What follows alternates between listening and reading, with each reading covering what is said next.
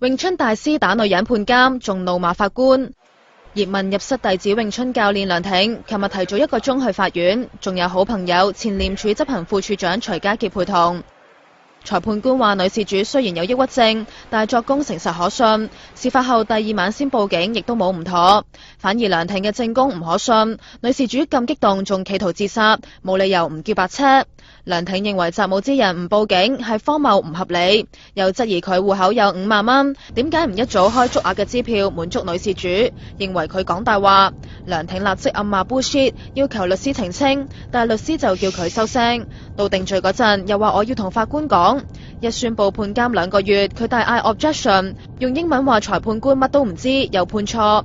大助喝佢坐低，唔好嘈，又幫佢申請保釋等候上訴。梁挺仲問可唔可以講幾句，話佢有銀行月結單做證。裁判官終於忍無可忍，要求辯方大狀制止梁挺。大狀即時要求徐家傑向梁挺解釋乜嘢係藐視法庭，梁挺先靜落嚟坐低捽眼。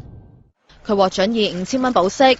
一個曾經訪問佢嘅記者幫佢交出人事擔保5萬蚊，梁挺唔可以聯絡女事主，而佢太太同親友亦都到庭。事發喺3月底，梁挺喺屋企入邊使出9招打女事主，包括扯佢頭髮、冚頭落地、揞佢口鼻、捏佢喉嚨、踢佢肚同坐喺佢身上狂刮佢。女事主第2晚報警。